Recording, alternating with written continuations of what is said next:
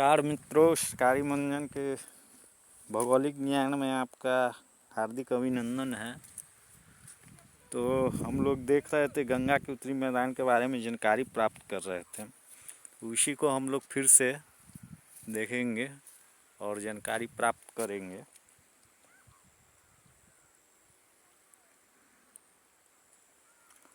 तो इस भूभाग का ढाल उत्तर से दक्षिण को मंद तथा उत्तर पश्चिम से दक्षिण पश्चिम को अत्यंत मंद होता चला गया है। इसकी औसत ऊंचाई समुद्र तल से 66 मीटर है।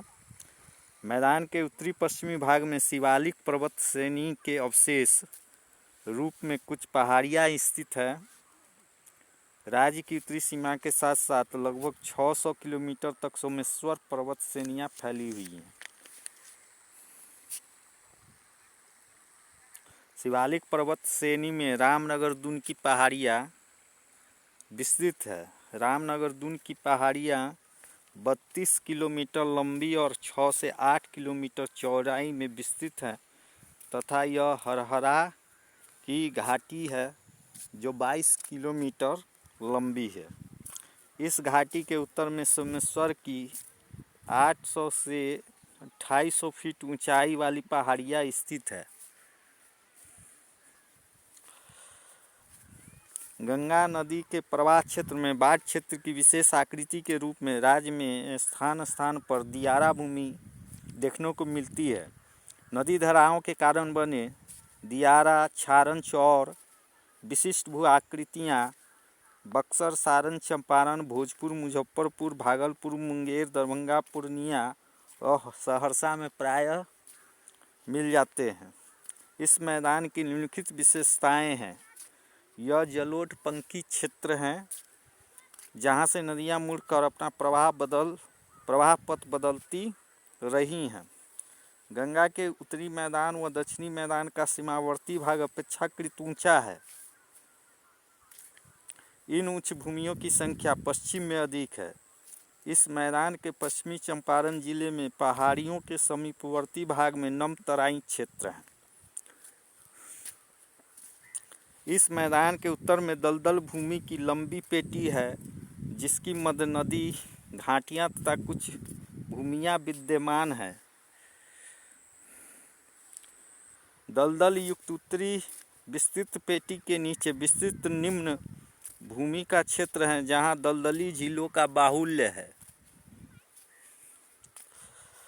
उपयुक्त आधार पर गंगा के उत्तरी मैदान को 4 भागों में बांट सकते हैं।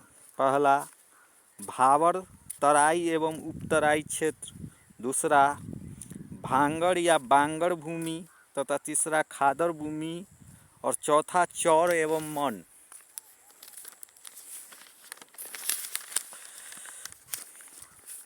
तो पहले हम लोग देखते हैं भावर तराई एवं उपतराई क्षेत्र के बारे में।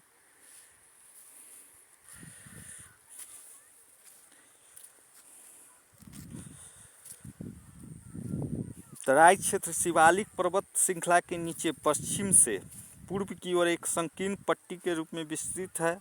यह एक सपाट आर्द्र क्षेत्र है। तराई क्षेत्र से ठीक सटे दक्षिण में उपतराई प्रदेश क्षेत्र पाए जाते हैं। उपतराई क्षेत्र की ऊंचाई तराई क्षेत्र से कम है। यह एक दलदली क्षेत्र होती है। तराई क्षेत्र को भावर क्षेत्र भी कहते हैं। यह सोमेश्वर पहाड़ी के तराई में 10 से 12 किमी चौड़ा कंकड़ बालू का निक्षेप है। दूसरा, भांगड़ भूमि या बांगड़ भूमि। बांगड़ भूमि के अंतर्गत प्राकृतिक बांध तथा दोआब मैदानी के क्षेत्र आते हैं। ये आसपास के क्षेत्र से 7.8 मीटर ऊंचे दिखते हैं। भांगड़ पुराने जलोढ़ मिट्टी होते हैं।